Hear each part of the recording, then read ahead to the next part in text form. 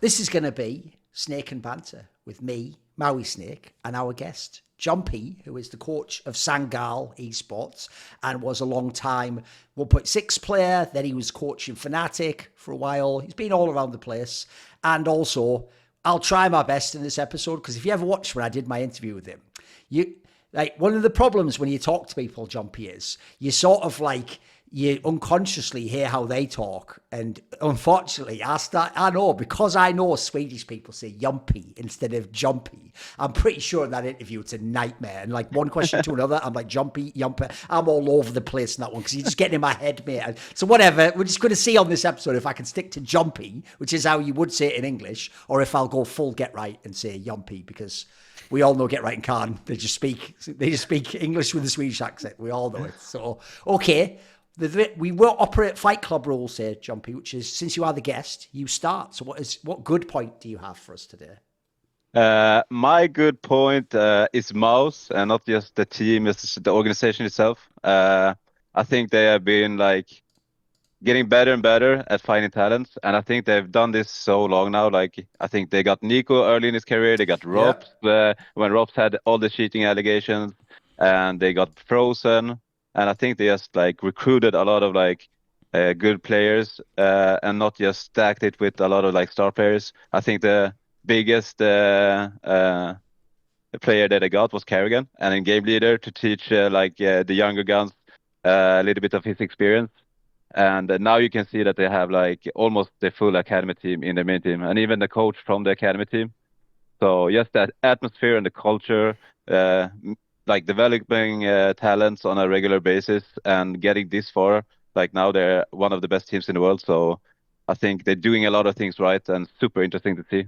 And you can also see, I think, players that maybe struggled before, like Brollan. He had a tough time in the end of Fnatic. He had a tough time in NIP. And when he got to MOUZ, all of a sudden he had his resurgence in form, right? So they're doing something good, and I really like watching it.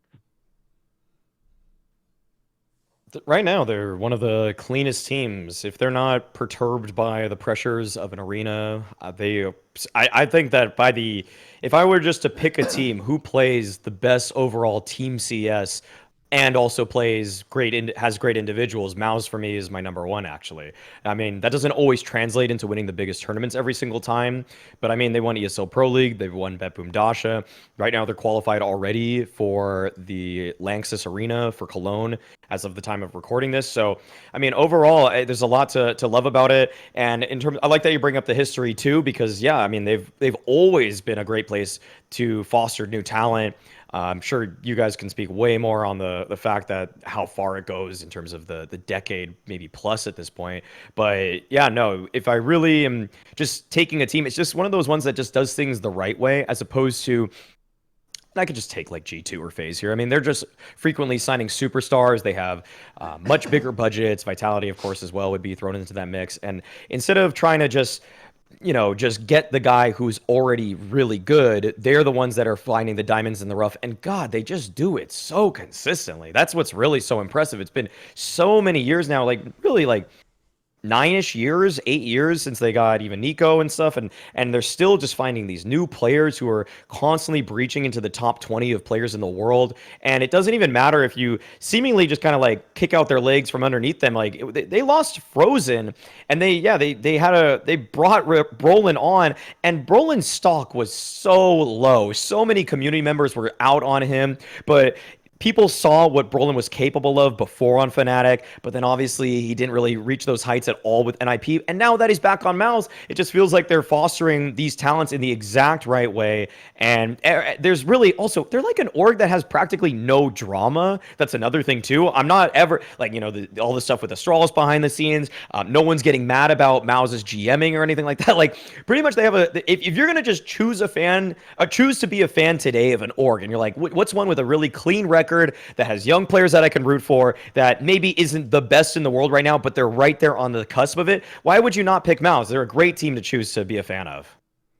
Yeah, I actually like the angle you took there, Jumpy, of like, if you think about it, it isn't, because everyone at the moment just looks at this exact five-man lineup, and so the obvious credit, actually, I think usually they give to like Cyclone from the MOUZ NXT Academy projects. He brought all his players through, and then he got Impact later on. But I actually think you can tie it right back to the beginning of CSGO, because here's the obvious contrast I would give. Remember, I know people now don't associate them this way, but they are actually the OG German Counter-Strike org. Like in 1.6, it was only basically Germans. They had the odd player, like Ellenberg played there for one fucking season or something stupid, but it was basically just Germans and Austrians. It was people who spoke German at the time, right? Now, here's what they didn't do. They didn't do what Big has done. Big basically actually came along and just took their spot in the scene, which is to try to be the best German team, right? Because if you think about it, right, you can sort of make that work, but it quite actually hasn't. Like, Big's tried, basically, because they've decided I'm sticking with German. They've tried almost every possible German player at this point in time. And as I always point out on Twitter, it makes no sense. Like, the best lineups they've had in the recent ones, they look shit, though.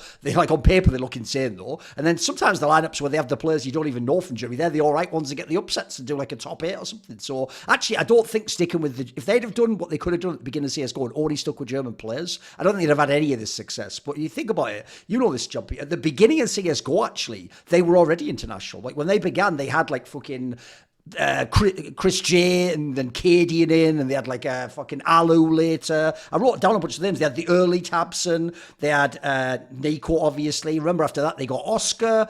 Remember, Oscar was coming from the Czech scene. Like, there's a guy who'd never played at a top team. Then they got Rops in, who came out of FPL. What's funny is everyone went, oh, I knew he was good in FPL. Why didn't you sign him? Then they had fucking Frozen, same story. In Tier 3 and Tier 2, everyone on HLTV, I think they maybe even doing an article on him. We're doing that thing, look at the stats, it's crazy. No one else had the balls to pull out the wallet, though, and sign him. They signed him, by the way, they got years out of that guy. They signed him when he was like 15 or something. Then they had Sonny, if you remember that guy, he was that Finnish guy. Again, another player was an obvious talent, but no one else had the balls to make these moves. They got, obviously, of the recent team, I think the two gems are obviously Xertion and Yimfat. Now, what's hilarious about all of these is you can even go to the end. Go to where Xertion and Yimfat are there. These guys were sat on that academy team. Remember, I always tell people this, when they made that run to 2022 Cologne, that was before they got Exertion. Anyone, if you'd have had the eyes, could have gone and seen him in the academy team and just given him a big offer. And he would have said, yes, like, sure, he'd go to Game of Legion. All these players, pretty much, almost everyone I've just listed, could have gone, basically, to the teams that later went international. Like, if someone like a first international Fnatic or someone, or NIP had offered, all these teams would say yes. They would go there for the bigger salary, bigger name, but nobody had the vision. So here's the funny thing. Even though in this last lineup, I've no doubt it was Cyclone because he was their coach. By the way, that's even a smart move if you think about how sports works in football. This has happened many, many times where the guy who coached, I think it's actually the Spain team or something does this now, where the guy who coached like the under 21s, then you bring him through to the main team and you bring a few of his players with him and he knows how to use them immediately. And suddenly you've got some 18-year-old who's banging in all the goals. So it can't just be, though, it's just Cyclone because obviously he wasn't there for most of the names I listed. So this is a core concept that people miss that I want to make here, which is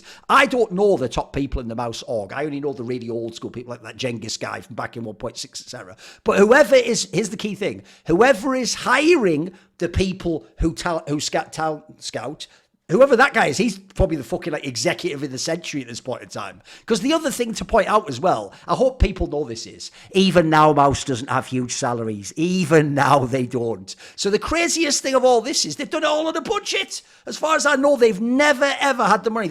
In fact, they've only ever like once or twice, like you said with people like Carrigan or when they had Snacks, they've only once or twice ever even had the thing where they take the guy who comes down. You notice a lot of the other orgs, a lot of the international teams do that one. They do the one where it's like, right, I'll get the guy who used to be really good and he's like being kicked out of his team and it's like maybe I'll gamble he comes back to form, you know. That's what normally the international lower teams with less money do. They did the opposite. They tried to get them all on the way up, like trying to buy a stock before it goes to the top, and fucking hell is they're guessing, right? Like think about it. The joke is I just listed about like 15 names. If you start listing names they like whiffed on, it's not even that many. It's like what, Dexter, which wasn't even that bad, by the way. You made like a final, you made like semis of a major. You know what I mean? Yeah. Like, dude, have they even whiffed? They're fucking crazy how consistent they are. Like, these guys, for real, should probably, like, commission a documentary about themselves on some, like, Moneyball shit, because these guys are fucking, they're monsters. And then I think to myself, by the way, the obvious contrast is Team Liquid.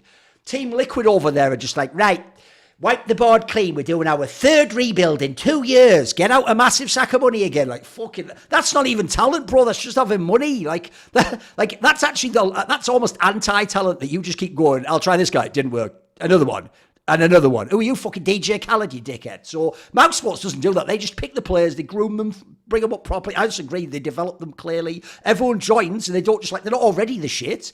Bro, all of them develop. They just gradually over the next years percolate. And by the way, the reason why in some ways I'm so happy for their org that they've got this lineup is because the difference is before, yeah, when Rops gets really sick, obviously eventually he's going to go to FaZe Clan or Vitality or something. Eventually Frozen's going to leave you. But they've finally got it where they've got all of them at once. And I still think they've only got a year, but they've got a solid year where they could actually win everything now. Before probably everyone realises, like, by the way, at the end of the year, when Exertion's like number 7 HLTV player and fucking Yimpat's like number 12, everyone's going to know to sign these guys, and that's why when G2 needs someone, they're going to sign him, and Navi's going to sign him. Like, everyone eventually will know these players, and it'll be obvious. But I'd just say, run back that list in your head of the people I listed. Bro, like, half of those people would be in, like, a Hall of Fame of CSGO. Like, that's a fucking dynamite list of players. So I'm with you, Jumpy. It's a very good point, because like I say, I think people over-focus on the current team, but actually in CSGO as well, the org just killed it.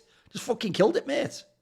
Yeah, and I think also their new, like, academy team is also, like, Oh, not they like got more. world beater, Okay.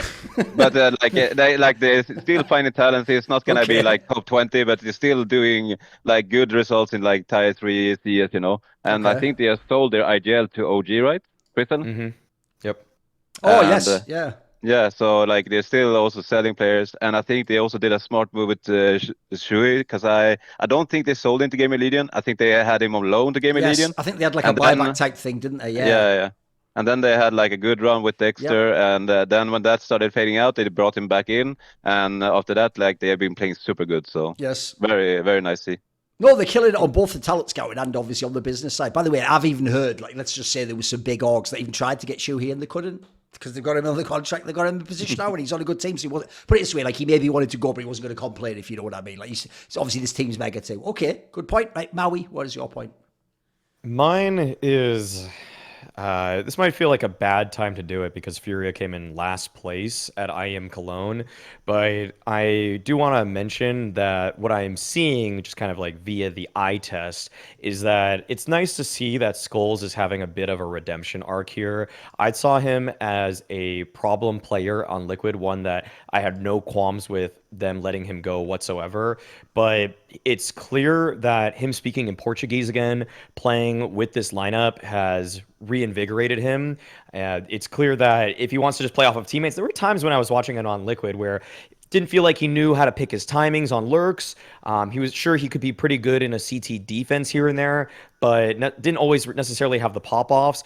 But now that he's playing with other Brazilians, it really does feel like this guy's going to have a bit of a resurgence. I'm not going to go and make any kind of bold prediction with this one, but I think the overall good message I have here is that it's pretty obvious that that last situation that he was in with Liquid wasn't necessarily one that was fitting for him, and that could be due to the calling, could be due to the secondary language, could be due to the added pressure of playing for an org like Liquid instead of what he was before with Pain, which was much more low key. But overall, it's just kind of a silver lining to the fact that even though FURIA didn't do well at IEM Cologne, EWC they actually made it to the top 8, and skullz did all right at that one.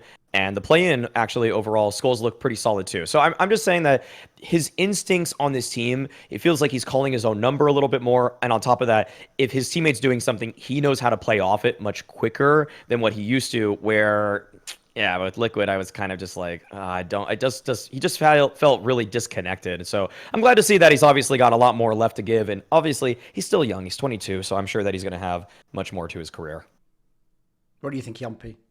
Yeah, I mean, I think after you said like skullz had a really bad time in Liquid, I think I saw one game today, like I think it was Dust 2. He showed some promise again. I do still have some doubts though about like, for me, I don't know really where they are tactically, because it felt like they had art, they were aggressive, and then Fallen has the different style, and it was a mix, and I don't think they found their identity. So you can kind of see it like today when I watched the game, you could see like Fallen and skullz popping off, and then Kisurato and Yuri is nowhere to be seen. So is their system only letting two people to like flow at the same time? Like, I don't feel it flowing right now. Like, they should capitalize. If Fallen and skullz is trying out, they should have like a system in place where players like Yuri and Kisurato could utilize that. So it's something still off, but I think from an individual standpoint, I think the players are stepping up. but yeah, still doubts on the tactical aspect.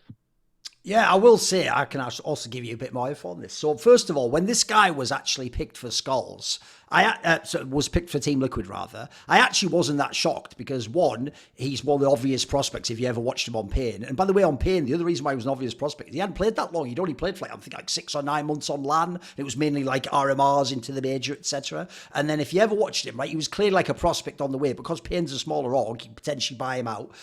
So I remember Zeus, like everyone knows the story, it's true. They wanted Keserato first, but when Keserato said no, then they went with skullz, right? Now I can even give you a bit of info now that everyone's fired and it's all fucking a little bit past, which is, this is why people do tunnel on narratives. It never was 600k.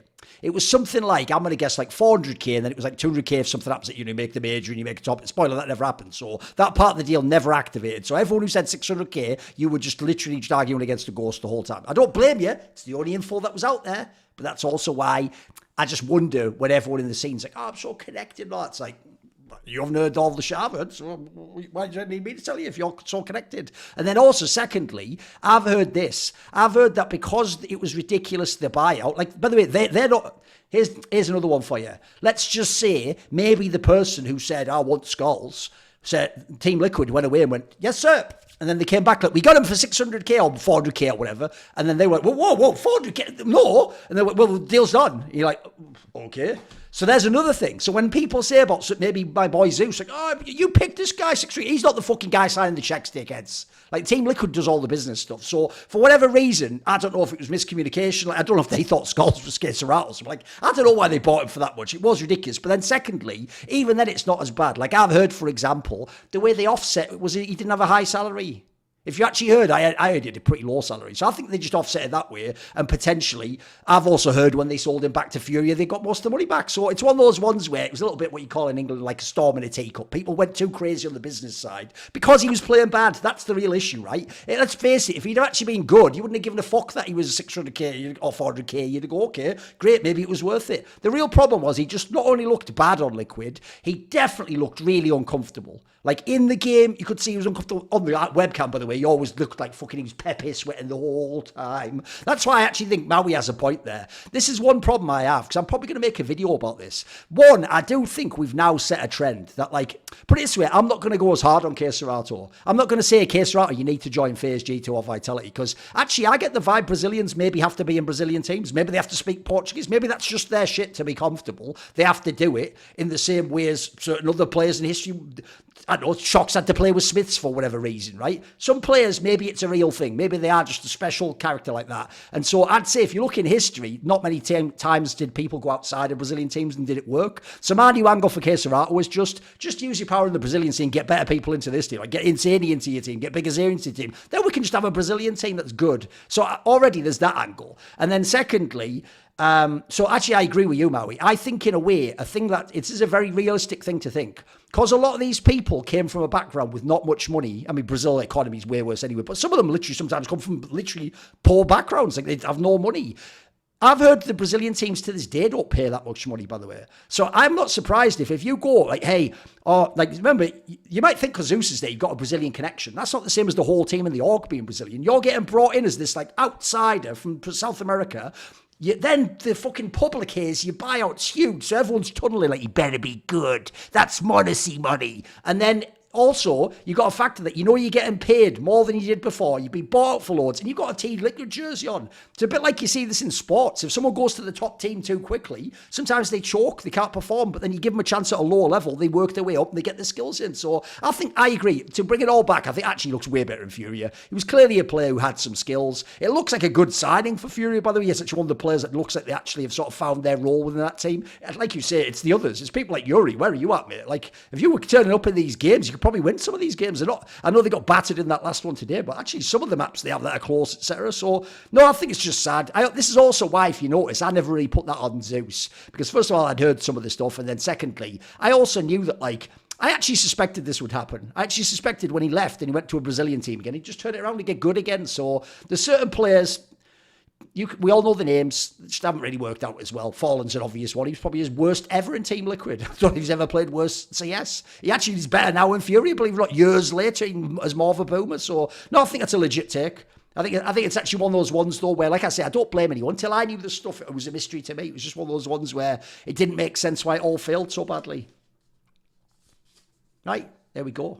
Unfortunately, that's my take now. So mine's actually a much quicker one, which is if everyone's been watching the Mongols, first things first, calm down. Like, you do realise, it's why I did that post on Twitter where I just showed you. You bozos don't even look at the fucking stats pages you all worship. If you ever go to the event page, they have a thing. You know, they have the players, and you all can't get past that. Oh, is it Zero or Duncan?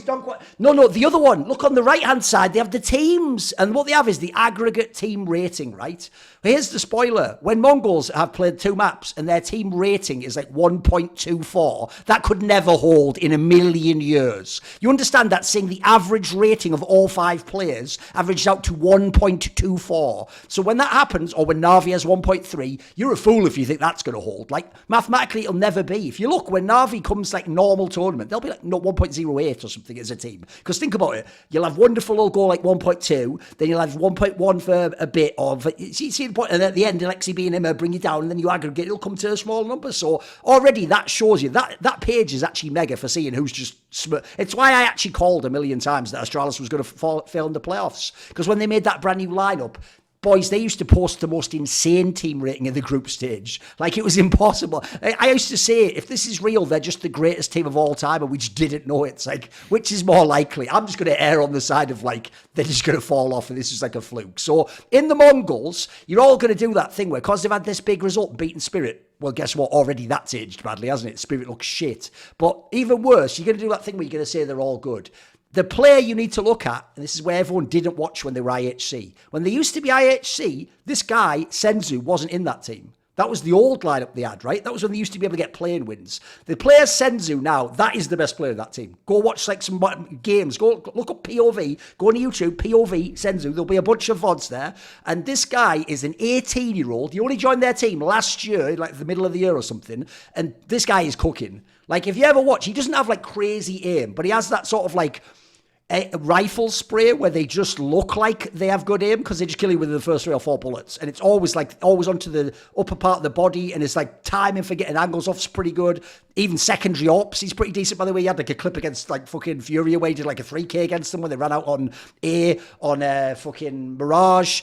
He had a round where Fallen tried to AWP him and he was stood as a rifle on the ticket booth. He still beat him with a rifle. So this guy's actually got like skills. And since he's 18, and by the way, if you're from their country, you nearly always speak English. If I'm the Western teams, think of what I just said about MOUZ, I'd keep your eye on this guy. Because what you should do is, if in like next year he's blossomed, let's say he goes to the next major and has a good performance, bro, if he speaks good English, he probably gets paid pennies in that team. You could just sign him. If you're like Fnatic or NIP or OG, these teams that could do international, you could probably get this guy. Maybe he's like this fucking hidden secret sick player. He's 18 years old. He's like sort of a prodigy in their region. So do you guys have any thoughts on this? If not this guy, just give you thoughts on Mongols. What do you think, guys? Jumpy, come on. I think they're a super interesting team. And I think, as you said, like they've shown themselves like a bit on like the tier 1.5. They beaten like the upset spirits.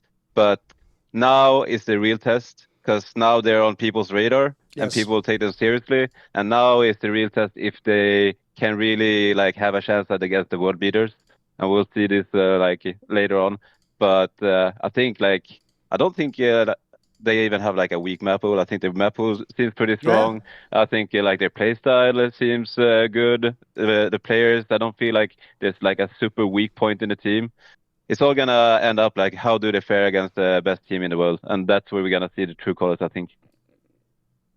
The way they lost today versus Pain was really disappointing. They lost a couple really bad clutches, like Big Uzera 1v3'd them twice, and it just feels like... They could have 2-0'd, right? When you were going... Yeah, I think they could have... Yeah, I'm pretty sure they could have 2-0'd this one, but they just kind of... They really messed up around on Mirage, where Big Uzera like had no chance to win. Yeah, I think the I know the bomb one you're on about. The one where he came through Connector, yeah?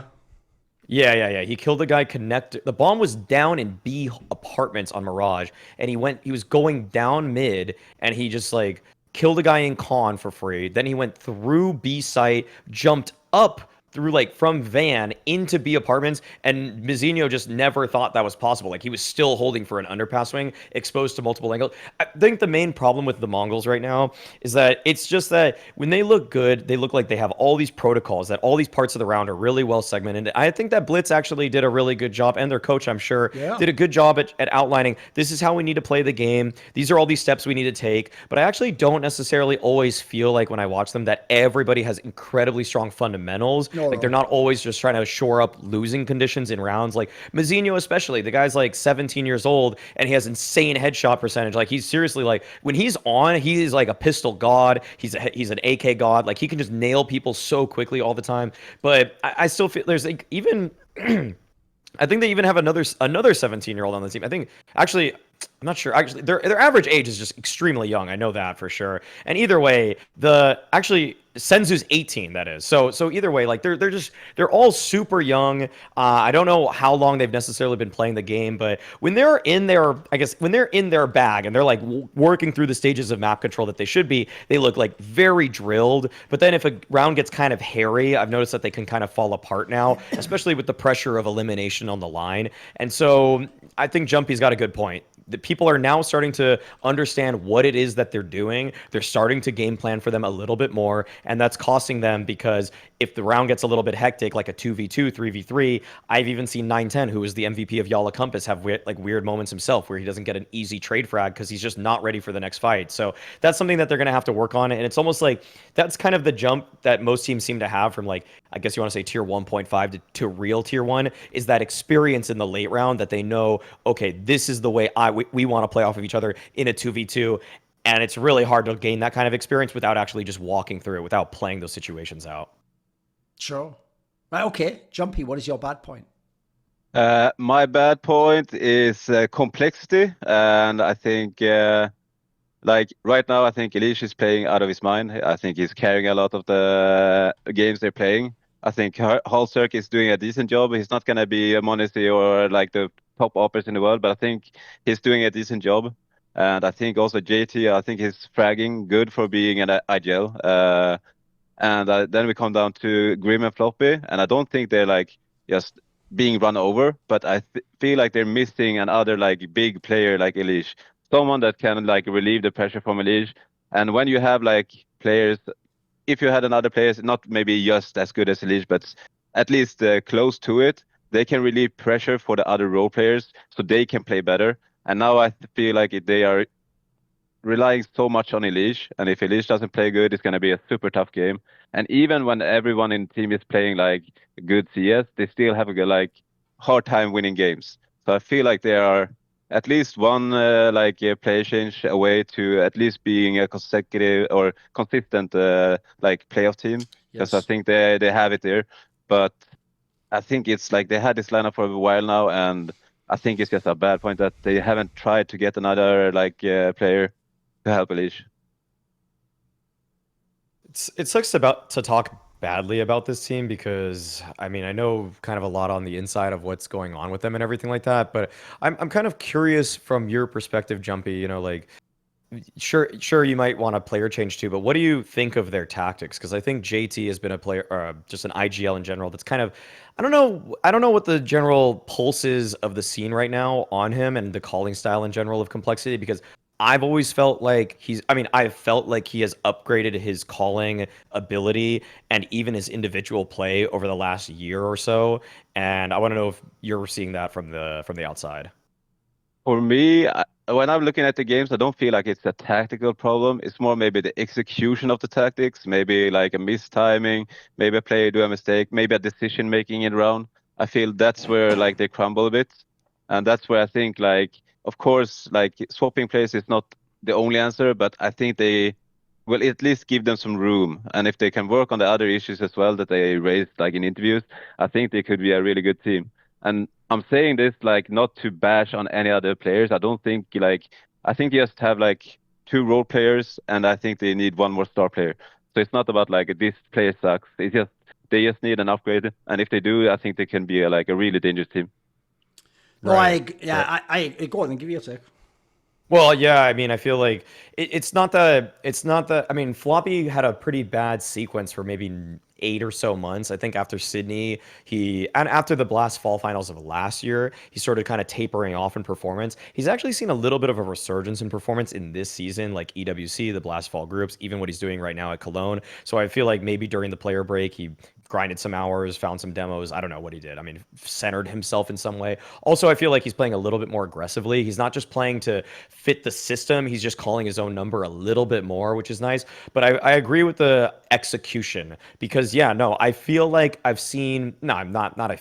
have seen Complexity put themselves in winning positions.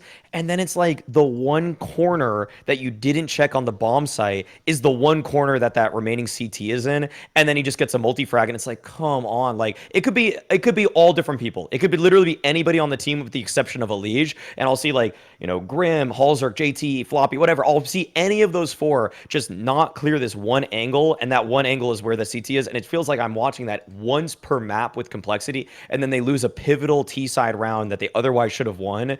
Or even it's on a retake or in kind of a slower round. And it just feels like the diligence isn't always there. I'm not sure what you would boil that down to, that you kind of just have this feeling that the T's are probably going to be in this area. I guess it's game sense. And also just kind of a lack of option coverage where they're running in and they just think like, nah, if he's there, then he deserves to win. It's like, really? Because so many other teams would at least just have a guy flick their mouse to this angle. And yeah, I think those kind of moments for Complexity where it's most frustrating to watch them, because also I've just noticed Complexity, they feel like they're such hot start kings. When they were actually playing the major and they crumbled from being up 2-0, they had a hot start versus FaZe, they had a hot start versus Vitality, they had hot starts versus MOUZ today as well, actually, and they just fall down. It's like they're the kings of getting come back on. It's so crazy. So yeah, it's really disappointing to watch them because every game it just feels like I'm getting like heart palpitations by the end of it. The problem I have is this: when people go like, because that's like a classic player/coach move of like, I don't think player changes are the right move. That's just like a thing that people repeat, right? They've had this lineup for 1 year. For every day of CS2, this lineup has existed. No changes. Now, if you remember at the beginning of CS2, they had like that final, then that semi. Nothing since then, by the way. Since then, they're just like an also ran. Then they had that one Pro League this year where they made semis and then that's it. And just got banged out straight away by MOUZ. Now, here's what's mad. If you go to the end of last year, in December, they went to DreamHack ESL Challenger, DreamHack Atlanta, and got fucking grouped by Mongols and Apex. Not even the good Apex. That's way after all the other players left. Like, bro, they can't even win like a tier 2 LAN. They won the most recent ESL Challenger. They did win that one. They won the one versus Falcons. Technically, they beat the Falcons. There's one. Okay. Yeah. Do you know the other teams? Do you know the other top four? I know. Yeah. Ensign Aurora. Yes, I know. And this was in June. So they're dog shit, mate. They're actually fucking shit. So my problem is this. I agree with Jumpy. What people aren't getting is this. This is a team I've bet and won on loads of times. I've actually got loads of wins. I've won more bets than I've lost on Complexity because I only bet them once they... Here's what you do. This is the secret formula. You wait till they play a top team. They get convincingly beaten. Everyone goes, they're trash, and goes crazy betting the other team. Their odds go to like a 2.4, 2.3. Then I bet on them then they get the fluke win. But the odds are so crazy, it makes sense to me to bet that they only have to get it right like 1 out of every 2.5 times or something ridiculous. So I only do it as an underdog. If they're ever a favourite, I'll get the fuck out. And also, they have a decent map pool, actually. The map pool's not bad, so they can also win a map. I like to do the bet one map, at least. That's like a feature you can do. You don't have to bet the whole series. I will win one map in the series, basically. Often that gets high because people just expect to lose every map because they think they're outmatched, right? And the problem is, basically, I agree with Jumpy. Every time you think of a good call game, oh my God, do they have to drag it over the line? Oh... It's so hard for this team to win. It's so hard. Like, one of the saddest things about Elige is this. You might think, right, and this is what it should be like for Elige, that if he plays badly, they lose. Think about what people say about Zemu. Didn't apply today, by the way, against FaZe. But normally, if Zemu plays badly, of course you lose. Your Vitality, he's your star player, right? Bro, Elige has to play good in even the losses to give them a chance to win. Like, that's how insane it is. I think he plays good almost every game at this point in time, but it's actually bonkers how good that guy is. Like, got to be one of the most consistent riflers in all of World CS. So, the problem I have is, it's the most obvious, like, every single checked box. Like, we're not doing what people think, which is like, oh my God, Astralis full of immediately cut 3 players. No, we've given them a year, a million different tournaments. We're giving you tier 2 tournaments. You've only basically come good, like, 4 times out of 18 or something insane like that. And even then, your one win was a bullshit win over Falcons, who everyone says sucks, and then Aurora was in the semi-final. So to me, it's the most obvious team you make a change. And the reason why it kills me is this. I agree with your assessment. The three who obviously get to stay is Alicia's 100%, JT's pretty good, and Holzuk's actually fine. He's totally serviceable. There aren't that many big name AWPers you can get right now, unless you have some magical crystal ball to get the next ultimate, right? But the reason it kills me is, not only is it obvious who they should get, as in the role, they just let them all go. It's that usual story. Because you know the obvious star player you'd add to this team if you got the players you've got? It's a fucking star lurker, isn't it? You just add like a star lurker rifle. Who was on the market recently? Oh yeah, Blame F. Oh, JKS. Oh, they're all gone. They've all gone to other teams. And then also, like Maui's alluding to there, not only publicly, it's in pride privately they're just not going to spend money, guys. The problem is, this team, as far as I can tell, is supposed to be a lottery ticket. It's supposed to be a min-max. Essentially, you're just hoping, because let's be real, they probably will qualify to the major, and then they'll get the millions from the sticker money, and then it'll make sense in the org. The problem is, because they've got a leash, and they've somehow sort of like min-maxed their way into being a pretty good team. They've kind of moneyballed it too, because they've gotten to like a level above where normally you'd expect that they can make the odd playoff run. We're all hoping there would be like an RV and you sign a big name player and now you can actually win the tournament. Like, unfortunately, it doesn't seem like it's the reality. So yeah, it's just a sad state of affairs, actually. It's just sad, I think. And also, I think like the longer this keep happening, you can see already like frustration. I've never seen like Holzuk like being this frustrated. Yep. I've seen him smacking his mouse like so many times this tournament, and like this is frustration building up, right? Because it's something like even when they're playing like good, it's maybe a close loss, maybe a close win. It's a struggle all the time. So frustration is gonna build, and the longer this goes on, then one like swap of players is not enough, you know, because you change the team culture and it's painted it in a way. So and also if they don't have money to spend, like how are you gonna keep a leash for too long? And then if you lose a leash, you don't have anything, you know. So if you don't have money, then maybe you need to take a gamble on a lesser known player, you know. I don't know what it is, but I think they have something good that they can achieve, and I think they just one player change away. Two things. One, I agree. Pick one of the two. If you want, break a fucking pool cue in half and tell them I'll try outs like the Dark Knight. Whoever dies in the Minecraft game, go and get an FPL player. Gamble on a European player. That's good and up and coming. There's a million out there. We just talked about people like MOUZ. There's a million people out there. By the way, why not get one of their scouts or something and fucking pay them a finder's fee? Get me the next up and coming player. Get that guy in. Bring him in for some firepower. Or, here's the other thing to tell you. Here's why I think when they do interviews, like Elige now, by the way, is just cycling through a Rolodex of excuses. Like, we need to practice more and get our community. You've had a year, mate. You've had a year. You've had a million prayer breaks, million boot camps, million ton. There's nothing left to do. Like, fundamentally, it just doesn't obviously work as a team. You can't actually be a top 5 team. That's just clear at this point in time. You can probably be like borderline top 10 at all times, plus /8th, depending on where you're placed at the big tournament. So I'll just say this as well. Let's just say my little birds also told me Elige has looked for a way out, or at least he's been open to it and people have inquired and maybe he could have gone to other teams. I've already told you the Liquid one, but there's other squads too. Like, I've heard basically there's a world where maybe this guy would have been on a better team, because I wouldn't blame him, by the way. He's putting his hours for this team. He's putting his service. It's not like he's saying, oh, publicly, I want to trade like fucking Carmelo Anthony 15 years ago, whatever. But I wouldn't hate on him. And this is the reason why I agree. Even if it's just going and gambling on a cheap player, the reason why you must do it now is because even if he hasn't gotten out now, he would be totally entitled to leave tomorrow if he could. Like, and if he leaves, you have nothing. Like, yeah, you know, Holzuk and JT, we just gave them comments pretty good, right? But if you take them out and then you put another NA player in instead of Elige, bro, we're not even having this conversation. They would never even be on this show. No one would ever pick them for a good, bad, or they would be irrelevant. They'd lose in planes. So right now you're riding Elige completely. So you have to understand that. Like, you have a window while Elige is there and really good. That's another thing, by the way. God forbid he just gets demoralised and becomes bad at the game. That would be really fucking sad for everyone. So I just think it's a great example of, I actually agree, even if it's not like sign a big player like I say, look, I'm sure Blame F and JK's want a nice salary. At least go and get like one of the up-and-coming European players or something like that, you know. Go and get one of them. Just seems obvious. Right.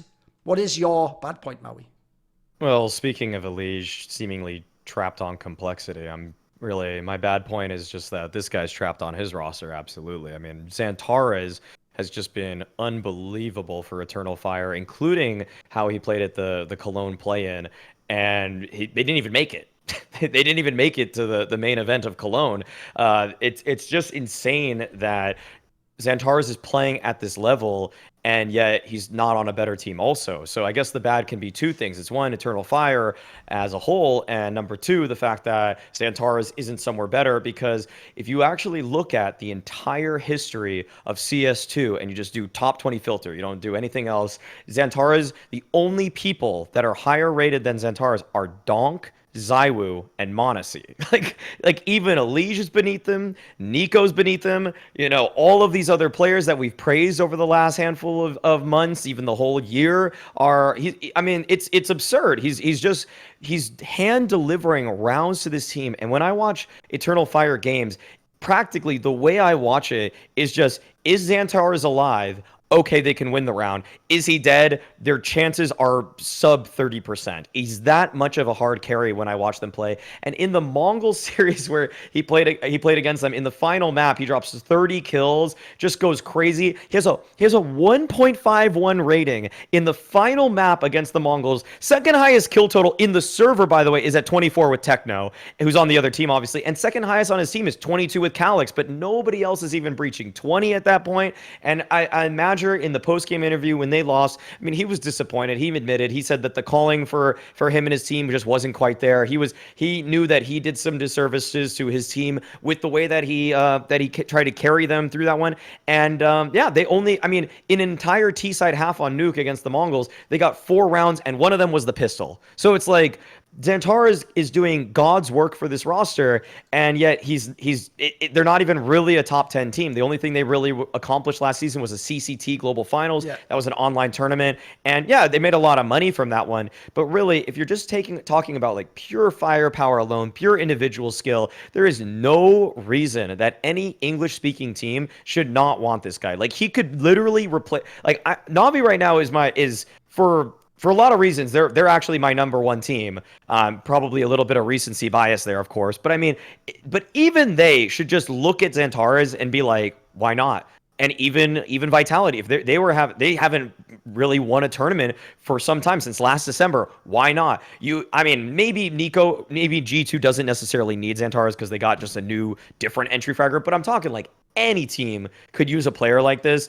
And some people are almost setting their sights too low. They're just saying like, oh, if he just gets back on big, it's like, I don't really even want him to go there. Why is Falcons not sign this guy is my question, I guess. Why have they not just pulled out the check, like a blank check right now, and just put this guy on their roster, because he would do work on their roster too. So yeah, bad point overall. Just Xantares just feels like he's trapped right now. Yeah, I think this is also, I think, something that he shows to be there and play with the Turks. And I think also from what I've heard, like, they had tried a lot of new players during the years, and they came and left.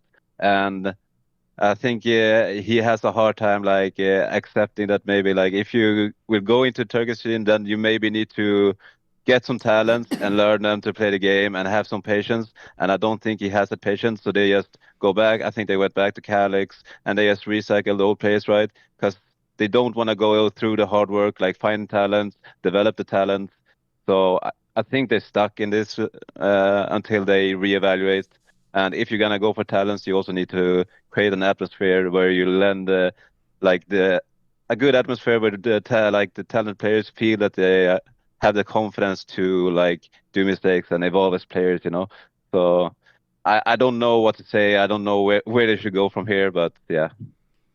No, this is just Tabson all over again. This is fucking Keserato all over again. It's like these guys, you think theoretically should be able to go anywhere. They're just so good. They look plug and play. You feel like you just drop them in because they're just shooting people in the head. Like, it's not even like we're talking about their style's unique or they're playing some unique role or the way they're set up. Like, Xantares literally just does like ridiculous, like FPL, like Xantares peak and shoots two people in the head with an AK and no one can beat him, even the other best riflers in the world. It's outrageous. But the problem is, They did, at least those other countries, like I guess actually the Tabson one I have always had a problem with. I get the angle of like it's a cool story. Like I agree with Jumpy. If he really chooses to be there, what can we do? We can't mind control him to leave. And in this scenario, maybe he's just like, oh, I want to represent Turkey and all. Yeah, that's all good. The problem is, as people who appreciate the game though, we know what he could do. Like I'll give you the obvious example of someone who did leave. Imagine if after that one run at Cologne, Son Pius never left Movistar Riders. He's just still there to this day. Yeah, you know what? They'd have the same fucking career trajectory. They'd have the odd run. They could maybe crack a major one time. They'd be at the ESL Challenger events. Maybe they'd be in a semi-final. Who gives a shit? The point is, he'd have never done what he did in Ents, and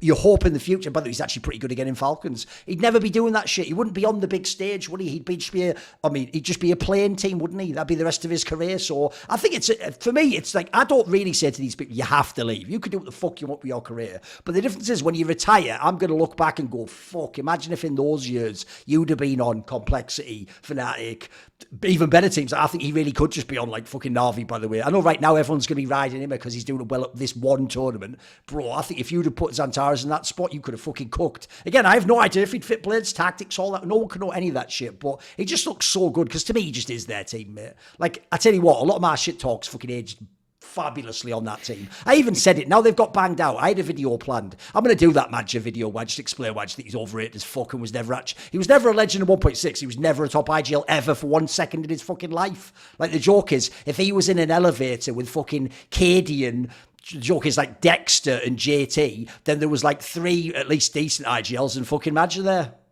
There you go. I think also to add on this is, and he probably said going down, and they went, no, actually we're going up, but you can get off here. Yeah, go on, just to complete the metaphor. Go on. Yeah. I think also like, I think from, if I'm gonna see it from his perspective, like he went international, but he went international in a German team. Yep. So it's not like pure international. Yes. And it was not also a super team, So maybe he had bad experience, and then he's like, okay, didn't have the results I wanted. I didn't feel comfortable doing it in English. But at least now he has the experience, like playing and communicating in English.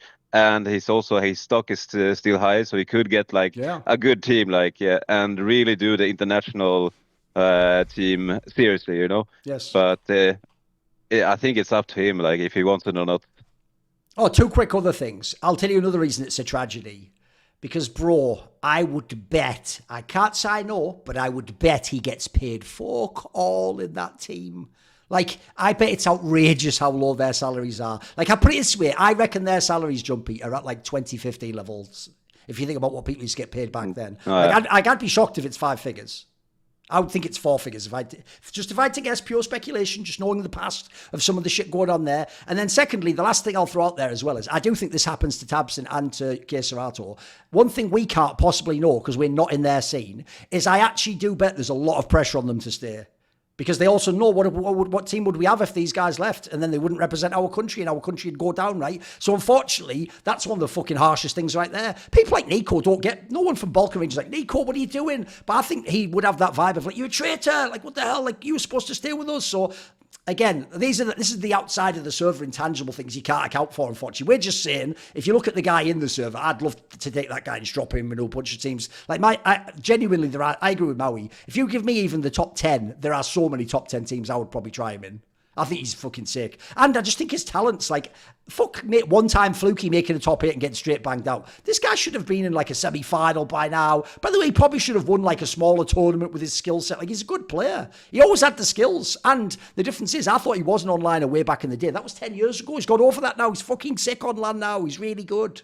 Okay, funnily enough, my bad point is perfect for this whole conversation, which is, I've never, ever seen recency bias worse than it is now in CS. Like, here's the difference before. Everyone knows the people on HLTV with the idiots who literally, they don't even let a map end and they're making a thread. Like, the guys, wow, she's the best. Come here. Oh, my God. You'll never be good. Kick him. Wow, wait, he's actually the GOAT. He's the best. What the hell? Immer. All Immer haters come here. And then you're like, fucking, the whiplash is crazy. But the difference is, it's the whole scene now, bro. Like, I'm watching desks where people come out and they're just talking about, like, they're talking as though, like, a player just leveled up 30%. That they watched all year do nothing. And meanwhile, the other way around is crazy too. Like, look, I'll give you, because we're going to talk about them later, the way that Spirit lost was extremely shocking, right? 2 months ago, they won the last tournament of the season, and a month of those 2 months, none of us were playing CS. We're all saying Spirit is totally washed and can never be good again. What are we even doing right now? Like, bro, the best thing about CS is we're not League of Legends. You don't have one season with like 2 or 3 splits, and if you fuck up a split in one playoff, you're just bad for that whole... What's brilliant about CS is the next tournament's in like a week and a half. So in a week and a half, you can be right back on top again. You can be cooking again. And this is one of the things, like, both ways, whether it's people sucking or people being good, people go, like, the best one example, I'll give you the best example, because it happened today, is if you watched the Vitality game today, there's narratives don't even last 2 days now, Maui. So yesterday, the narrative went, because Donk lost, oh my God, now Donk and Monacy are totally not number one, and they're barely even, and Donk might not even be in the race for number one. And Ziwu's basically won number one already, and he's the best player. Then today, by the way, if it was up to Ziwu today, he would now be fucking like in the lower bracket. I don't know if you guys saw that game. He did nothing in this whole series. He actually got carried, and FaZe almost fucking beat them, like 2-0. So, like, that narrative lasted 2 days. And by the way, I'm not going the other way and saying he should either. He can have a bad series too. He can have one tournament where he doesn't do well. I feel like people are doing this thing where we take one result, and it's all right to in the moment get hyped. You can do the hot take, but people are making it like crazy judgments off this. Like, it's just wild, because in CS, I always just think, bro, you have the waves, they come and go. Almost no one's really like that. That's why Simple probably broke everyone's brain by really just being the best every tournament. Like, that's one dude. No one else can do that ever. Thoughts, guys? I think like first of all, I think also always the comments are always fucking delusional. I'm not gonna lie, but I think if people just have it so high standard, like Don came out like the doors blazing, you know, and now they expect him to do that every game, and if he doesn't do it, even if he just like plays normal good level CS, you know, like now he's trash. And it's like they just get used to this level. They get used to Cyber playing good, and as soon as like it's kind of like they build people up, and then they love to turn them down. Yes. It's a classic. It's been in all sports. People love to do it, and I think this is what's happening.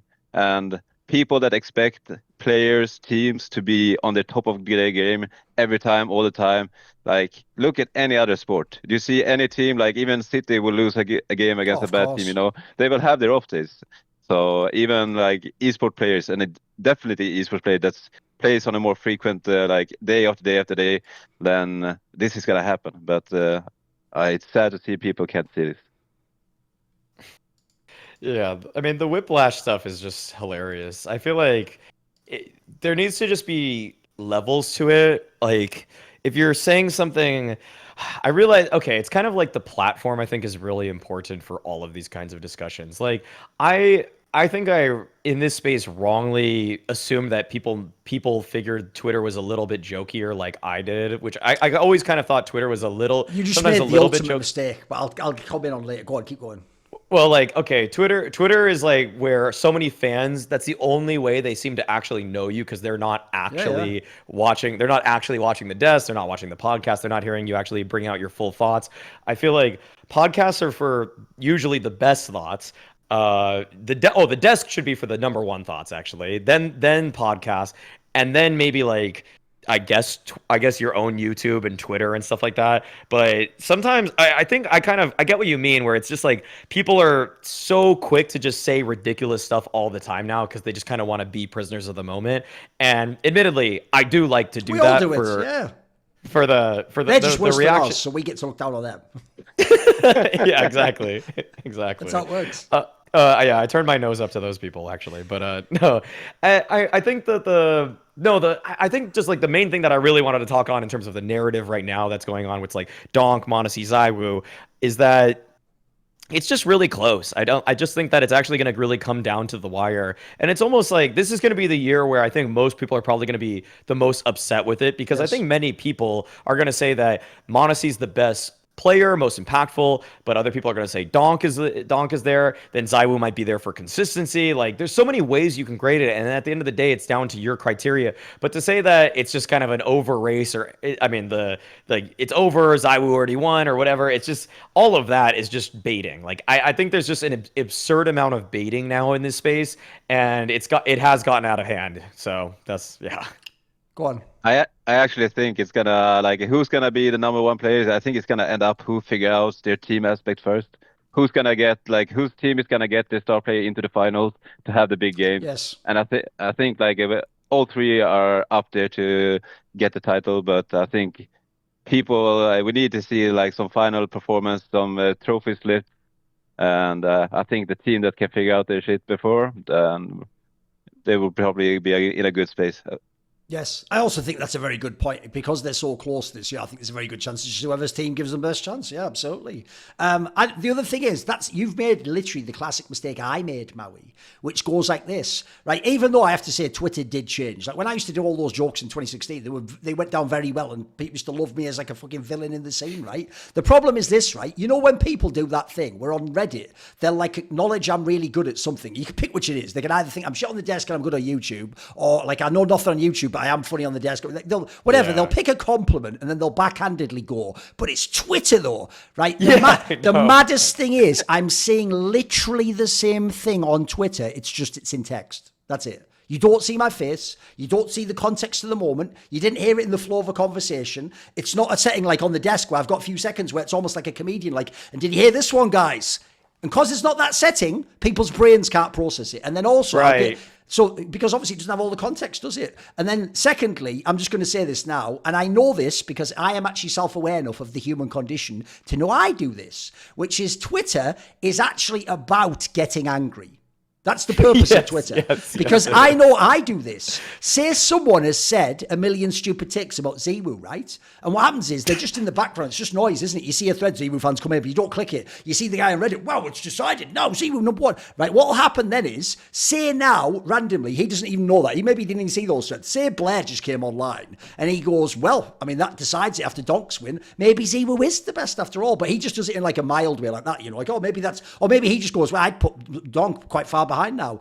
In that moment, you can't call up the other guys. There's only Blair in front of you. So what you do is you go, right, Blair, I'm going to unleash my wrath for all the threads I saw. And basically, you actually choose to interpret his shit as fucked up as possible so you can get as mad as possible and feel like, yes, I've crushed all the enemies, all the people who wrong. God. So unfortunately, I feel like that's all people do with the takes is they just like, it's like because it's no context, they can just choose the worst uncharitable possible interpretation and then get as mad as possible. And half the time, it really is like if you're in a green room, I was just sat there like, lol, this is going out. Like it wasn't even some big thing. It wasn't some grand statement. It was just like a fucking, I've always said Twitter's like the waste paper basket of the internet. Like you scribble, blow it up and throw it away. Like it's not, they're making it sound like I've always said this. If you think I'm good on the desk or good at events and not on Twitter, Twitter's the least important, you moron. Just turn off Twitter. Just turn it off. I know, seriously. Just enjoy the desks and the events. It's good, isn't it? I know. All the other content is so much more valuable, even to my own, just my own well-being. Like the Twitter stuff, I've started to actually take the same route that you have, where it's just like, I'll just release stuff into the ether, and then I just kind of like let it go. Just let it go. It's no longer mine, because even if I compliment a player, like I just complimented MOUZ for winning that G2 game on Twitter, but then people will literally be like, fuck you, bitch. Hooksy could never win. Suck my dick. Like Snacks hating bitch. It's like, what the fuck? Howie, you have to understand, it's like those infomercials. With Twitter, when you got a tweet ready, you got to set it and forget it. You just put it out there and it doesn't exist to you anymore. You just clear your mind. You move on. You're off. They're carrying that baggage now, brother. You can't stay back with them. That's fucking The Walking Dead or something. Just get the fuck out of town. It's a bad state of affairs. You can also find out via Twitter which groups of people are just feel the most oppressed. Like not even like I'm doing it. Like for example, like how many good things have I said about Shuhei over the last 2 years, 3 years even, and then people are just like acting. Okay, it's true. I have it out a little bit for Taz and Snacks. I don't think they're necessarily the best fits for G2 necessarily, but then people will just like suddenly make it all about nationality. I'm like, but I literally praise all these other Polish people. I was also so high on D-Haw for a long time too. I probably held out longer for D-Haw than a lot of people. So I don't know. It's just like people get so reductive and they get so tribalistic. And you're right. Like it's like you become the lightning rod for all of the scores of people who have been against them on the internet. Even if I'm not even actually saying many of those things. A perfect example, and I don't even know why I'm invoking him, but here it is. Let's just air this kind of stuff out. Is that just even because I'm associated with you and Richard, Loba just hates me for no reason, and I just don't even. I just be, and he's like, he'll just hate me because of the association with Richard. When it's like Loba, I don't even. The most I ever tweet about you is like, I wish Pimp and Loba kissed one time. Like, it was a joke, total joke. But now he just hates me with so much passion, and I'm almost like, I didn't wrong you in any way. Okay. But okay. You know what? Sure. Here's the thing, though. I'll come in like wrestling when he's trying to fuck with you, and I'll come in with the steel chair, and I'll take the heat off you. Because I'll say a similar story I've told many times before, but I've got a twist to it. I've never gotten the Loba thing, because the thing is, I don't watch streamers anyway, so I actually have no idea who even the big streamer. I don't even know if he was a big streamer. His YouTube actually seems like get decent views. I actually have no idea who these people are. I only know them when they're competitive, and obviously he wasn't a very good competitive player, was he? He was just like didn't quite make it to tier 1. He did some stupid things that cost his own career. By the way, all entirely him, not Richard, like that stupid conspiracy story he tells. But my problem is this, because I know nothing about him, and it's actually just me doing by the numbers with Richard is why he goes on me as well, same as with you, because of his beef with Richard. The joke is, I did once meet him in real life. There was an event in 2017 called ESG Mykonos, and it was on the island of Mykonos in Greece, right? And at this event, I've told the story before, it was like we were all just in a villa, basically, and if you remember, there was even like a pool, like pretty sweet. Henry G's girlfriend was there with like a bikini every day. The cameraman was like, it was ridiculous. It was the one that was won by fucking MOUZ over Liquid, if everyone remembers it, like a best of 5 final. Yeah. So at this tournament, it had like, basically they even advertised it as like to the players, like, because it was at the end of the player break, it's like it'll be like a semi-holiday plus you play the tournament, you know, and there'll be some prize money. So when we were at this event, there was a bunch of people just milling around. There wasn't like a backstage area. It's just one area. If you're in the villa, you're in the villa. There's like the cameramen, the players, and it's a super loose setting. There's no fans, by the way. You're just in this loose setting. And what happened is people obviously could bring like a sort of +1 type scenario, right? You bring your friend or some guy who's coming on the holiday with you. And what happened was, I think I just said something like, oh, they're starting this match now, to like a random person stood there. And it turns out this was Loba, right? And I've never met this player. I didn't know who it was. And he just turned to me. I've told the story before. And he just goes, you know who I am, right? And I go, no. And he just goes like, and then turns around, right? And I just thought, okay, weird. Because at the time, I just thought something like, is he like working on the staff? I don't know what that means. So I never gave it another second thought. But I'll just say this now. Since you fucked with me, I'll just say the obvious thing. This is why you can never fuck with me, homie. So basically what you're telling me, Loba, is you just decided, because I've heard the reason he was actually there is because he's like friends with Rops or something. So let me just get this clear. You were just there to go to a Greek island for fun to hang out with a 17-year-old from Estonia. You know what, mate? Can I check your hard drive? That's all I'm going to say about that. Now we'll move on. There you go. Only I can do that, by the way. Notice how I didn't even say anything. But I tell you what, I said everything, didn't I?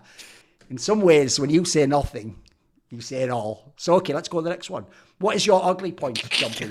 Don't worry about it. I've taken all the aggro off you, mate. That's straight fire. It's just all facts, what I just said, but I just created a little image in your mind, didn't I? I know, the implications. The implications, everything, bro. I know, it is. It's everything. Come on, Jumpy, let's get us out of this mess. Come on.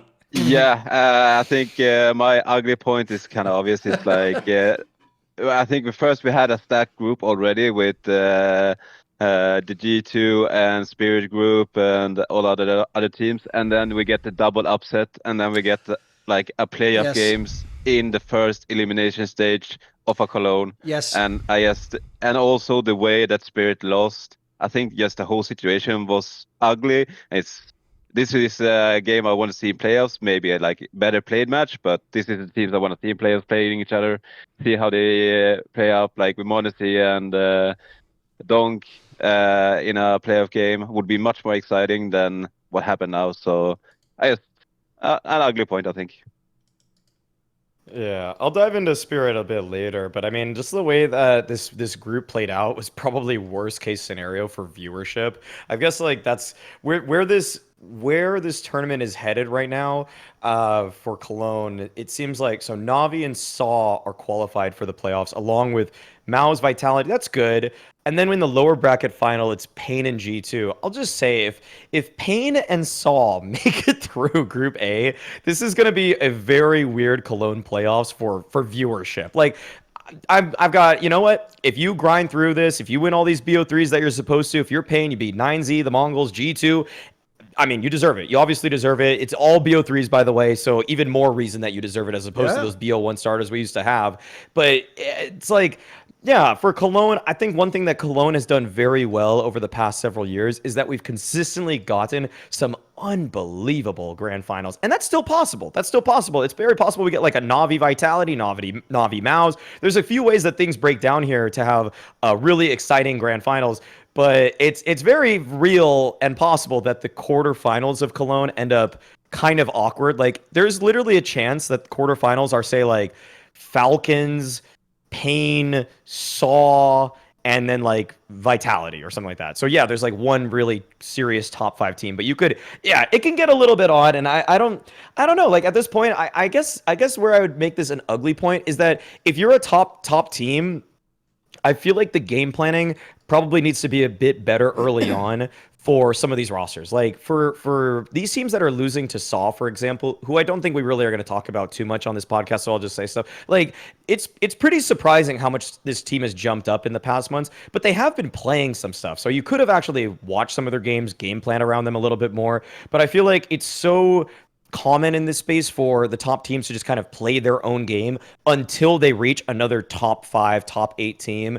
And the problem is that, like, you know, you had time to prep against Saw. You didn't need to, like, they were playing online games in the ESL Challenger League. Like they were even playing ESL Challenger League games while they're at Cologne, by the way. They played one today after their match. So like that's, you know, they're doing a lot. There's a lot of footage on them. And if you wanted to spend the time to just, you know, stomp them into you have the players to do that. You just needed the prep to do it. And I just feel like they probably didn't do it. So I would almost co-opt this point to just be like, these top teams need to they already take them seriously because they're, you know, playing them in BO3s, but like you need to game plan them a little bit harder too. Okay. I mean, first of all, I agree. It's just obviously ugly when you have 2 teams that could potentially be in the final play for last place. It means even if it had been a great game, someone was going home with a fucking terrible result placing. Hence why, tying into the recency point, people now think it's the end of the world for Spirit because they come last place in the tournament, haven't they? Then also, I'm just going to throw this out there. You know, you all love MR12. You're going to get way more of these results if you have MR12, mate. If you have MR15, that's like 4 more gun rounds. That's going to be way harder to beat a team like this. So you put it into here, you get a couple of pistols, you get the right half, you win 1 clutch, 1 molly, just an extra tick of damage, you've just won the game. You've won a map. So you're just going to get more of these results happen, which isn't to say like, here's the problem I have. It's like, it's not always the favourite's fault. The favourites have to lose eventually. Obviously, the problem here is you had the nightmare scenario where both lost. If just one of them lost, like, obviously the stupid thing is, if like fucking... G2 had just beaten Saw, then Spirit probably just plays Saw and they would have had a chance to win, wouldn't they? That might even be like got them back into their form, or someone came alive. Maybe Shiro had a great game against them and they came alive and suddenly they win. But the problem here is because they got banged out first and then they had to play a really good team, it was just accelerated how bad it all was, which by the way we'll get to in this next point. So yeah, I do think it's a tough scenario. The only thing I can possibly think of, because I don't really want to change the format, I mean, remember they used to have BO1s as the upper bracket first map, so it's at least BO3 now. The one thing I would say is this, to tie sort of to what Maui says, because obviously the main reason right now why tier 2 teams can upset is they play more official games than pro teams, because pro teams don't play online CS. So these teams play they play like almost every day, if you don't know, guys, online. Like Sangal does, Jumpy's team. And then if they had a LAN, they have to play the LAN as well. And sometimes at the LAN, they have to play the online game. So if they play that much, they're also getting like insane amounts of prac and experience, and they're grinding. So I would say the one possible thing I could think, but it wouldn't necessarily apply to the Saw of the world, because I doubt G2 would practice them, is maybe pro teams can't act like this is 1.6 and already practice the other top 10 teams and go like, oh, what rank are you? No, we got a different one, and already practice Astralis and Navi. And maybe every now and then you've got to throw a bone to Bad News Eagles and Saw and Mongols and whoever's around, and just see you yourself get a sense from a prac how they play, like what sort of CS they have, so you can never get surprised when you come into a tournament where, as I said earlier in that earlier point, like Mongols actually overperformed like fuck in that game. Like that wasn't even like a normal match. They didn't even do that in the other matches in the tournament, by the way, guys. In fact, they're out of the tournament now against worse teams than Spirit. So I think some of that's a fluke, but I also do think you could acclimatise yourself a little bit to how they play. You don't have to make it a total surprise. Like you get... So yeah, I think that's a good one. Right, come on then. Maui has one that ties into this because it's about who? Yeah.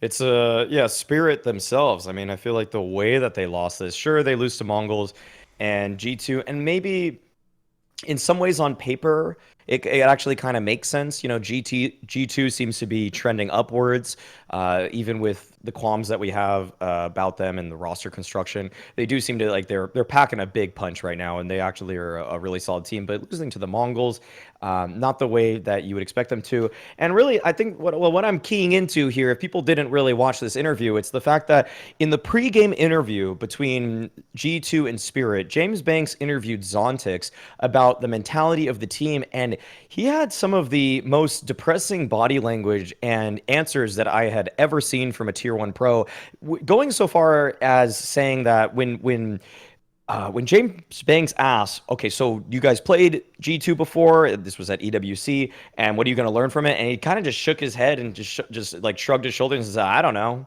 It was kind of like, what, you didn't learn anything from that loss before? And he didn't know why they really lost against. Well, he said that the reason they lost against Mongols is that they were kind of playing default. The default wasn't working on Ancient, and then they just kind of gave up on Anubis. They just feel like they weren't playing their game, and it's like, what are you talking about? Like that was one of like that felt like a mentality thing, and I feel like we've given a lot of praise to, say, Chopper before as a leader when Spirit was on top, but it does feel very strange that they could fall off this badly because of mentality, as if there's no strats that they can just call out of spawn. Because, yeah, if they're just losing the default over and over again, you think you would probably just switch it up. Like, if your players are losing your default over and over again, you usually just call a set piece to try to just get them back on track. At least that's how I feel like a lot of teams like to run their T sides, and they just kind of just kept running themselves into the ground, just grinding themselves out and losing fights over and over again.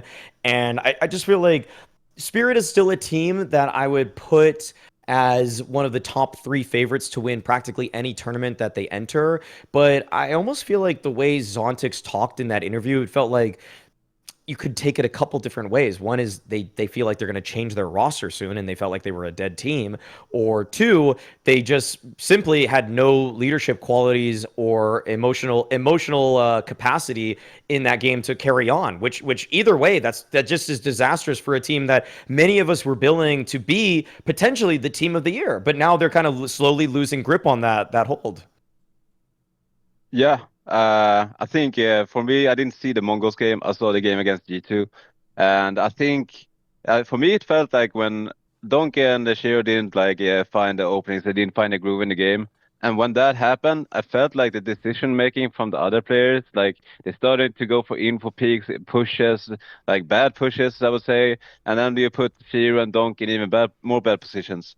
And I think on Mirage, I think Yashiro had a really unlucky game. Like when he had the op, they were not going on his side, and on the other side they were losing a lot of entries, so he's coming in at a bad spot. And I think Donk had a hard time in mid as well.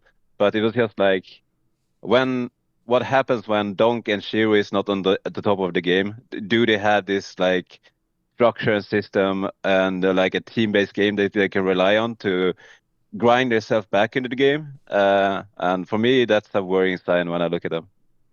Yeah, there's a few angles I can go on this. So first of all, I'll just do the lower bracket match, because here's the thing, the upper bracket match, like I say, I think it was like a miracle game. That's like a once-in-a-lifetime game for the Mongols. Okay, yes, not great for Spirit, but you can get shocked by smaller teams. The lower bracket one against G2 was so bizarre, because I watched this whole game. I did a live view of it. The nuke game is nuts, because everyone's deleted this from their brain. That starts with Spirit on T side, and I'm telling you, they don't even have like a bad T side. They just can't get any rounds. What happens is, like early on, they have a couple of times, by the way, where like Nico and fucking Hunter just kill them completely. There's one round, by the way, where like Nico with a fucking MP9 and a flash like set play just kills like 3.5 people or something outside, including Donk instantly with a headshot. Like then Hunter at the door, I swear, wins like 3 rounds at one point in time with like 2Ks or something, like stuff that like, if that even happens once or twice, you go, hey, good game, Hunter. Like, that was like the game of his life, basically. So that one, by the way, their T-side was actually fine. They even had Chopper in 1v1 that he lost. So that one's not even the end of the world. That was more like, okay, not great, but that started the snowball. The Mirage one is just bizarre, because in that game,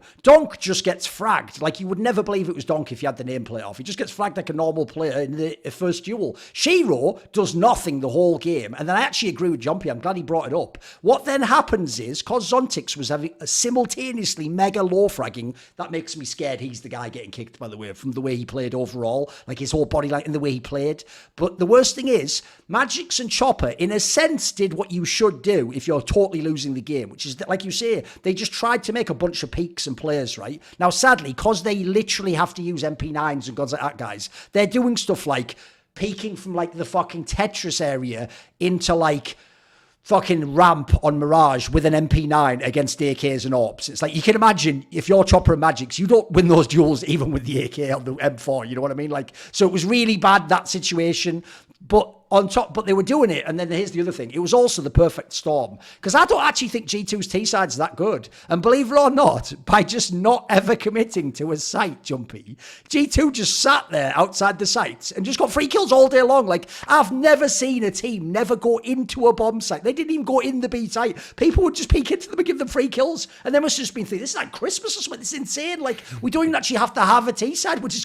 We're winning the game off them just peeking into us. So that game was just like that I've never seen Spirit ever play close to that. Even if people think of past losses, like when they lost to MOUZ at that RMR, that was just a normal game they lost, and MOUZ is really good. This was a game where like half of it was them just beating themselves. Some of it was like in game 100, etc. But no, that was just brutal to me. And then I also do agree, the problem you have is Spirit Donk and Shiro are so consistently good. We never get to see these games where the others have to win a game and the others can't. I'm sorry, Chopper and Magix together, they are very, very poor in terms of combat skills. I actually do think, by the way, Magix does his job. By the way, he plays half of the rounds without a fucking proper rifle, guys. Like, he really, that's not a meme, he does. He clearly drops the AWP and drops the rifle all day, which he should do. But it means in these games he can't do it. He's not going to farm people in that sense. Then I've got the whole thing of like,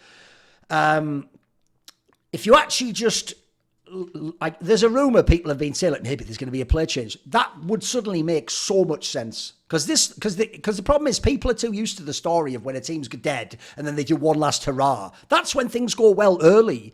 Also, if they go bad early, you just go, well, we're done anyway. See you, fuck you. Yeah, I'll see you three later. You know, it's like that. Like, sometimes you do in your mind check out. Because there's another thing they said in an interview, which is whack, which is apparently one of them said something like, yeah, we don't really have good looking Cologne, or we don't like it here. Like, bro, one of the top 4 tournaments of the year every year takes place here. Like, that excuse, put that in the bin. That's a shit excuse. Whatever it might be. Maybe people are horrible to you because you're Russian. I don't fucking know. But whatever it is, you got to get over that. Like, if you want to be a top CS team and win, you've just got to be able to play everywhere. By the way, you're going to have to be able to play when you go to Rio. I mean, they're not going to that one, I think. But if you go to like a tournament like Rio, the whole crowd's going to be against you if you play FURIA. So you better get used to people hating on you, basically. Sadly, as we talked about with the fucking comments thing, that's like part and parcel of being in CS. And then lastly, this is where the recency bias does go too crazy, right? I can do it 2 ways. I'll do the whole year quickly. So they won Katowice, a prestige event. They won Blast at the end of the season. They came second at Dacia, but actually that had decent teams, even though it's a smaller LAN. They came top 4 at IEM Dallas, and then they came top 8 at the major, top 8 at EWC. This is like, that's like a bad tournament's quarterfinals for them. By the way, not only would that make you, like now, number 2 in the world, that's probably so far. If Na'Vi gets to be number 1 team of the year, they're number 2 team of the year. That's better than Vitality. That's better than FaZe. That's better than MOUZ. That's better than everyone. But we're already saying, this lineup can't win. Pull the plug. It's like, if anything, this is the outlier. This is the one tournament where they couldn't play. So then there's that aspect. And then even if you do the most recent thing, let's just do the last 3 months.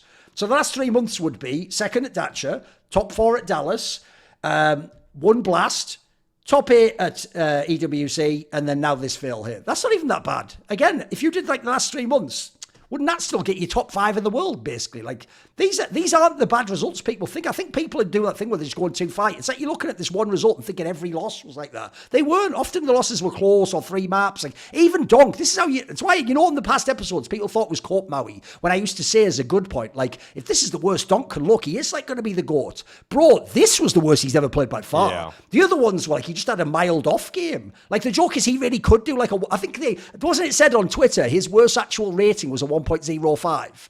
Bro, if that's your flaw, you know that's what legends like Magus do like on average tournaments. Like, yeah. And we're saying they're really good.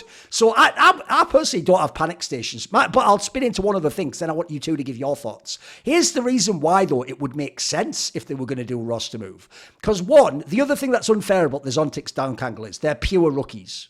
They are pure rookies in their first year. And we're not just saying like a normal rookie, you know, your whole team gets knocked out in the group stage, you didn't do that well, but no one watches you. You're always in the playoffs playing Vitality and G2 and fucking all the best teams in the world, and then you fail. Like, the reason why I think they might have a little bit of trouble is this. Because right now there's so many other teams that aren't good that are Russian. VP looks terrible right now. I bet we'd love to have Electronic. You know what I mean? There's players that we might want. Cloud9's made that new roster and Perfecto's on the bench and some of their players.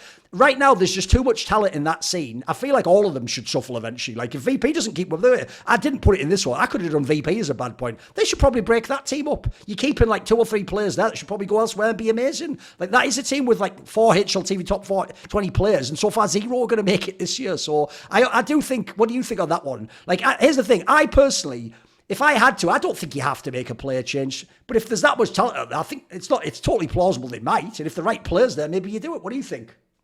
I think it's way too early to start about like talking about play change. I think, like as you said, they brought in 2 young guns, you know, and you need to give them time, like to get the experience to develop. And it's not like they have been bad, you know. They ranked number 2 in the world. So, and to have like 2 rookies and playing at this level, like, I mean, give them some time. And I think for Sontics, is good. I think for me, it's kind of like what Maui said. I think it's more his mentality. And it can be tough to like go out like win Katowice and have this pressure from the start, you know, and then try to live up to your first tournament. And all this, everyone is just looking and waiting for you to fail. So it's going to be tough. But if he can go through that and come stronger out the other side, then I think he can be a really good like supportive element for like Spirit. That you have like Shiro and Duncan as big stars, and then you have the other elements around them. And I think he could be valuable if he can go over that hump. Right. The last point of the show, it's going to be my ugly point. It's going to be a simple one. I'll do a quick breakdown. It's just going to be the Astralis honeymoon is over and they've got some tough choices to make. And here's why. Because let's just go first of all with the results they had. Even in the honeymoon, when they were having those insane group stages, the best they ever did was like semis. That's it. They were usually just a playoff team and then they get knocked out by anyone good. Then you go and look. So that was the honeymoon. Normally in the honeymoon, you want to win a tournament like G2 or Fluke it or make a semis or something because you want to get the most possible. And then you normalise and then you see what your normal level is. That was the best. And now that they don't have the honeymoon, now the results are like you go out in the groups or you're just not even relevant in the tournament. Then you look at the fragging. The fragging was, there's no way that was going to maintain what it was in those first 2 tournaments. There were tournaments, guys, where I think I saw tournaments where all 4 and sometimes even maybe 5 players had 1.1 or above rating. That is impossible. That is impossible to ever maintain. That can't happen. Then here's the other reason why you've got an issue. The map pool, they were one of the teams that liked Overpass. That's gone. And by the way, Dust 2 ain't it for them. So they already, remember famously, they'd only ever played 5 maps in the honeymoon period. They'd never played all 6 out of the 7. So they've lost one of their main maps. Now they've just got like a 4-map pool or a 3-map pool. Then ask yourself this question. What map are they one of the best in the world on? They're just sort of pretty good on most of them. So they have none of the qualities you actually need to be an elite team. It's why right now when they play anyone elite, they just lose. They just straight up lose to any top 5, top 16. Like I keep saying to people, Astralis, if you're being fair, is probably just the 8th best team in the world. But they're that 8th where they're not going to beat the ones above them. Then the reason why, lastly, and I'll spin it to you, here's why the fact that the honeymoon's over means you've got some really tough choices. Because right now, if you think logically, it would be terrible business to do anything with Stown or Yabi because you paid millions for them. You've got to keep them, and they're actually fairly good players. Device is a good player, but here's the problem. He's doing the Cadian thing. He's doing 2 roles at once. He's IGL and AWPer. Now, let's just split it apart. How good is he as an AWPer? You know what? He might be like the 10th best AWPer. Yeah, not bad. How good is he as an IGL? I don't think anyone even knows that. So, I'll say he's the 10th best IGL. They're my 2 most important roles. I've got the 10th best in both. Isn't being 8th as a team about right? Like, what more do you want? Like, I don't have a God AWPer, I don't have a God IGL. And here's the reason why you're in trouble. Because if I want to recruit, say, an IGL, now I'm going to have to fuck up someone else's role to kick them out to get the IGL because Device is doing both roles. It's why Cadian ruined Team Liquid, basically. It wasn't just that he was bad. It's that when you kicked him, you had an open spot for 2 people, but one guy was doing them both. And then if you look at the sort of person, because I've been saying this on Twitter, I actually unironically think I would just say to Device, you're an AWPer again. Huxley's coming in to be IGL. I don't even think that's some sort of like shocking take. Like, you think Huxley couldn't IGL a team of Danish? Of course he could. He can clearly run a team. By the way, these are players that he's even played with. Fucking Jabby, he's played with him before. I totally believe he could come in tomorrow and build a system out. But here's the problem. Who am I kicking? Because you're all going to go, bro, because he's a low fragger. Bro doesn't play the roles that Huxley would be playing. The sad thing is I probably have to kick Stair. And the reason why that's hard and that's a tough choice is Stair's done nothing wrong. He's totally fine in his role, but the problem is Device has IGL and Orpa in one role. So to free Device up, I have to kick someone no matter what. So I think right now, if you're Astralis and you stick, I'm sorry, I think you'll probably qualify to the major and do nothing at it. I don't think you'll ever win a trophy with this team. If you do with hard choice, you could fuck everything up. All the dynamics could get. Who knows? It's going to be really awkward. So I think they're in a. That's why I picked it for ugly. I think they're in a really tough spot personally.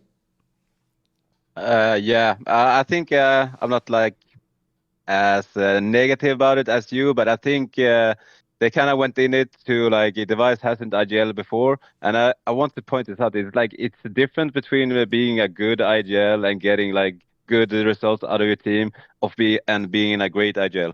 And sometimes or a lot of times you will need that great IGL to win your games.